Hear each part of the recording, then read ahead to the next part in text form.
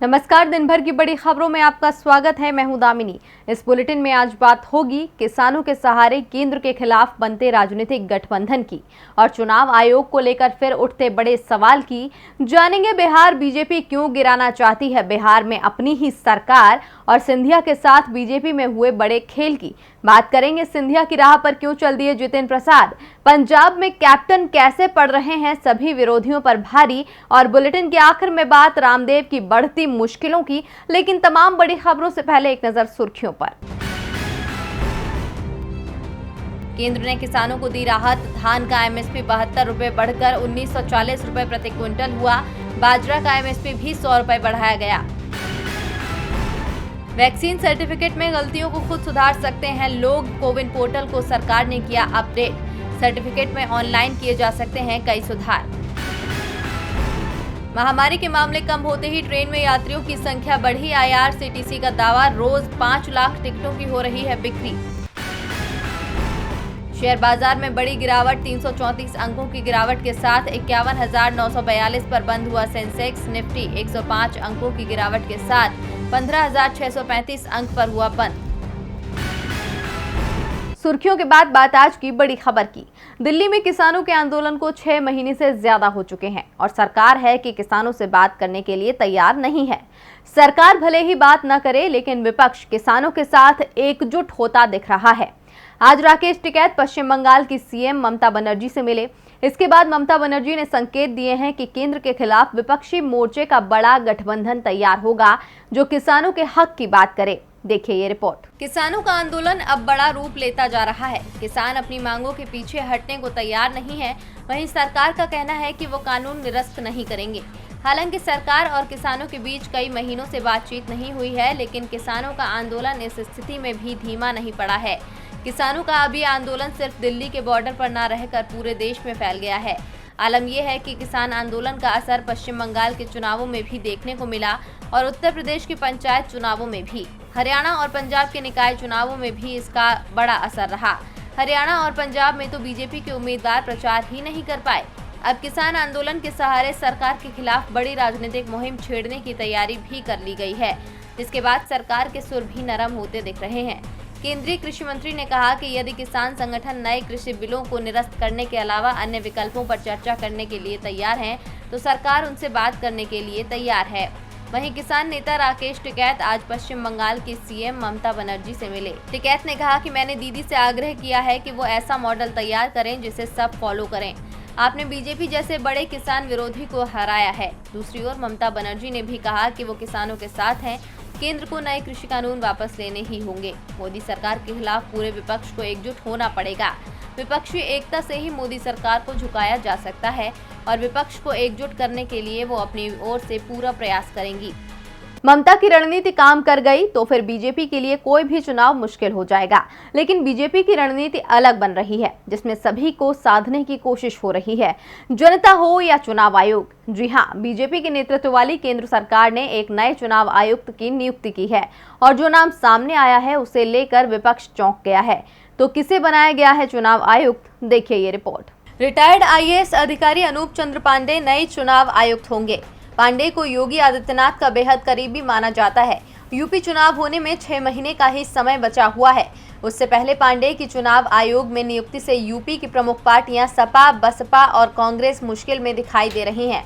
चुनाव आयोग पर पहले से ही सवाल उठाती रही विपक्षी दलों को भी यूपी चुनाव से पहले योगी के करीबी को चुनाव की कमान सौंपने का सरकार का फैसला समझ में आ रहा है।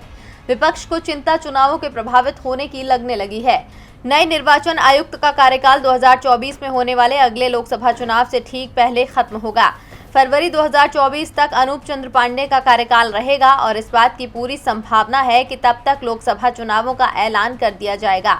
अगले साल होने वाले उत्तर प्रदेश, पंजाब, गोवा, मणिपुर और उत्तराखंड में विधानसभा चुनाव होने हैं। उसके पहले पांडे की नियुक्ति कर दी गई है। वो अगस्त 2019 में रिटायर हुए।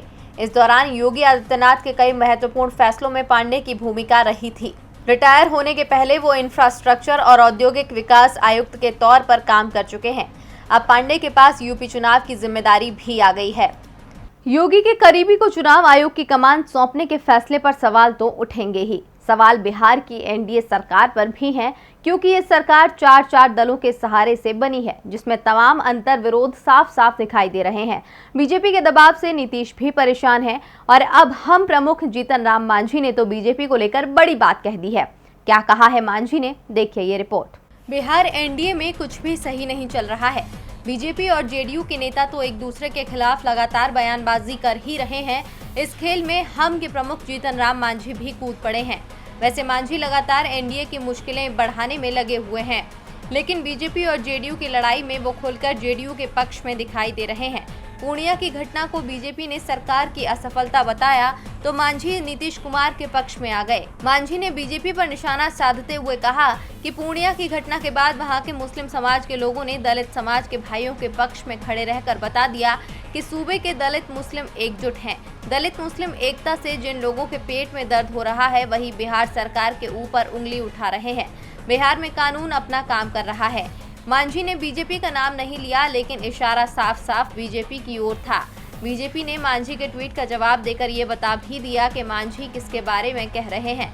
भाजपा के प्रदेश उपाध्यक्ष राजीव रंजन ने मांझी के ट्वीट के जवाब में बिना उनका नाम लिए ट्वीट करके लिखा कि अनुकंपा पर राजनीति करने वाले दलित नेताओं का सच, बंगाल, वायसी और चंपारण मामले पर चुप।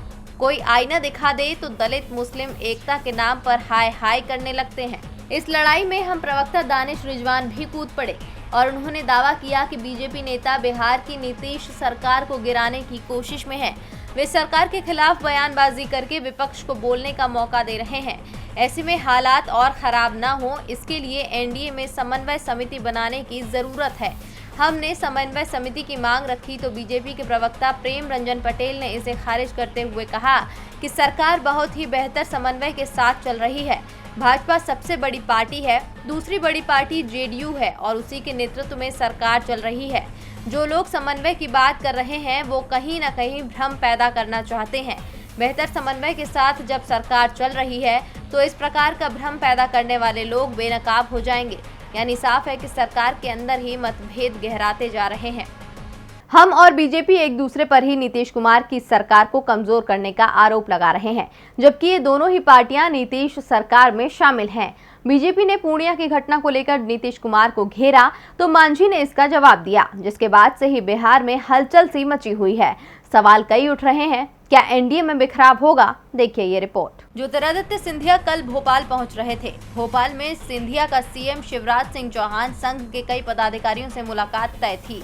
इसके साथ ये भी तय था कि सिंधिया अपने समर्थकों के नामों की एक सूची भी लेकर आ रहे हैं। इस सूची में सिंधिया समर्थक उन नेताओं के नाम हैं जिन्हें वो बीजेपी की राज्य कार्यकारिणी में शामिल कराना चाहते हैं। मध्य प्रदेश में बीजेपी सरकार बनवाने में सबसे बड़ा योगदान सिंधिया का ही माना जा रहा है, क्योंकि उनके समर्थक कांग्रेस विधायकों के इस्तीफे के चलते ही राज्य में सत्ता परिवर्तन हुआ।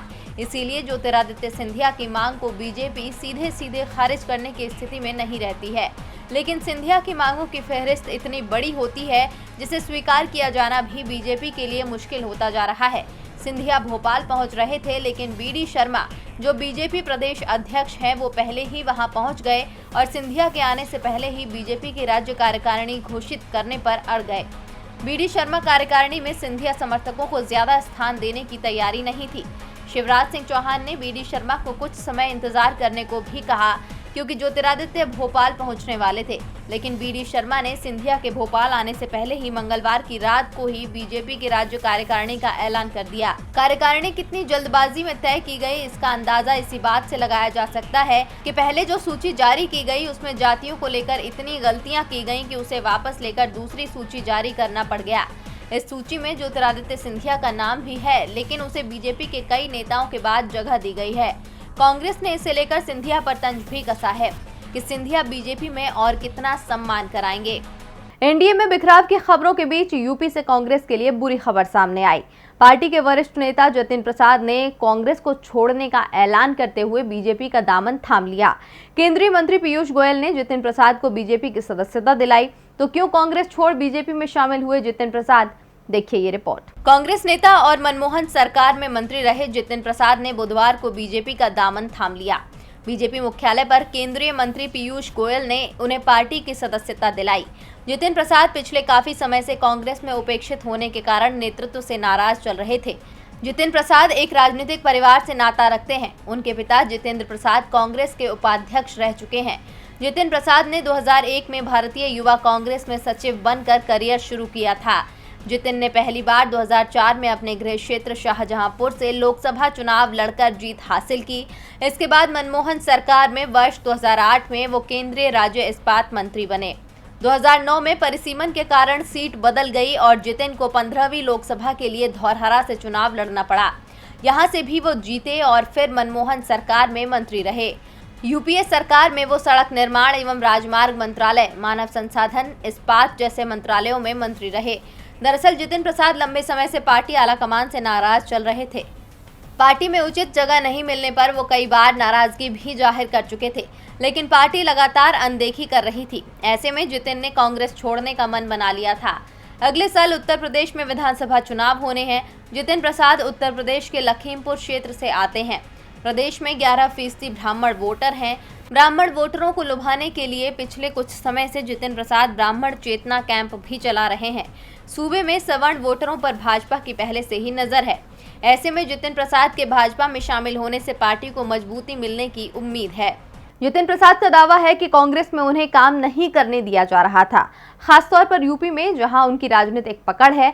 जितिन को रोकने की कोशिश कांग्रेस ने भी नहीं की, लेकिन कांग्रेस पंजाब में अपने नेताओं की शिकायतों को दूर करने की कोशिश जरूर कर रही है।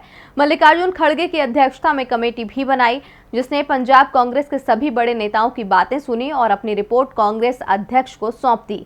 तो किसके पक्ष में है ये रिपोर्ट, देखिए। पंजाब कांग्रेस में जारी लड़ाई को सुलह में बदलने के लिए कांग्रेस आलाकमान द्वारा बनाई गई 3 सदस्यीय कमेटी ने अपनी रिपोर्ट पार्टी अध्यक्ष सोनिया गांधी को सौंप दी है। मल्लिकार्जुन खड़गे की अध्यक्षता वाली समिति ने अपनी रिपोर्ट में कई सुझाव दिए हैं, जिसमें राज्य में नई पीसीसी गठन का सुझाव भी शामिल है। लेकिन ये भी कहा है कि पंजाब में यदि कांग्रेस को चुनाव जीतना है तो नेतृत्व कैप्टन अमरिंदर सिंह के पास ही रहना चाहिए। सत्ता में 5 साल रहने के बाद भी उनकी लोकप्रियता में कमी नहीं आई है। वो राज्य में सबसे ज्यादा लोकप्रिय नेता हैं। विपक्ष के पास भी कैप्टन के मुकाबले कोई नेता नहीं है। कमेटी के एक सदस्य ने कहा कि मुख्यमंत्री के खिलाफ विधायकों और प्रदेश कांग्रेस के नेताओं में कोई नाराजगी नहीं है। कुछ विधायकों ने उनके कम मिलने की शिकायत जरूर की है। कैप्टन ने खड़गे समिति के सामने भी अपना पक्ष मजबूती से रखा। मुख्यमंत्री ने ये कहते हुए सिद्धू के प्रदेश अध्यक्ष बनने की संभावनाएं समाप्त कर दी कि सीएम सिख है तो ऐसे में किसी गैर सिख को ही कांग्रेस का प्रदेश अध्यक्ष बनाया जाना चाहिए और यदि डिप्टी सीएम बनाया जाना है तो वो पद किसी दलित को दिया जाए। सिद्धू यदि मंत्री बनना चाहते हैं तो उनका स्वागत है। अब सोनिया गांधी जल्दी ही पंजाब पर अपना फैसला सुना सकती हैं, लेकिन ये तय है कि पंजाब में कांग्रेस के अंदर नेतृत्व परिवर्तन की संभावना नहीं है। और बुलेटिन के आखिर में बात रामदेव की बढ़ती मुश्किलों की। बाबा रामदेव की मुश्किलें कम होती नहीं दिख रही हैं। एलोपैथी डॉक्टरों की नाराजगी झेलने के बाद देश के डॉक्टर तो उनका विरोध कर ही रहे हैं, लेकिन अब उन्हें दूसरे देशों से भी निराशा हाथ लग रही है। लेकिन जब अपने देश में नाराजगी झेलने के बाद रामदेव ने नेपाल से दोस्ती बढ़ाते हुए उपहार भेजा, लेकिन पड़ोसी देश नेपाल ने भी इस दवा को सिरे से नकार दिया। क्या है पूरा मामला, आइए देखते हैं रिपोर्ट में। नेपाल में रामदेव के कोरोनिल किट के वितरण को रोक दिया गया है, जिसे योग गुरु रामदेव के पतंजलि समूह द्वारा उपहार में दिया गया था। नेपाल के आयुर्वेद और वैकल्पिक चिकित्सा विभाग ने दावा किया है कि इस बात का सबूत नहीं है कि कोरोनिल किट महामारी से निपटने में कारगर है। नेपाल के आयुर्वेद और वैकल्पिक चिकित्सा विभाग ने एक आदेश में कहा कि गोलियां और नाक का तेल जो कोरोनिल किट का हिस्सा है, महामारी को हराने के लिए दवाएं असरकारक नहीं है। आपको बता दें, भूटान के बाद नेपाल दूसरा ऐसा देश के रूप में उभरा है जिसने कोरोनिल किट का वितरण बंद कर दिया है। हाल ही में भूटान के ड्रग रेगुलेटरी अथॉरिटी ने देश में कोरोनिल के वितरण पर रोक लगा दी थी। नेपाल पतंजलि समूह के करीब है क्योंकि संगठन देश में एक बड़ी उत्पादन सुविधा और वितरण नेटवर्क रखता है। और दिन भर की बड़ी खबरों में मेरे साथ इतना ही। देखते रहिए DB लाइव। नमस्कार।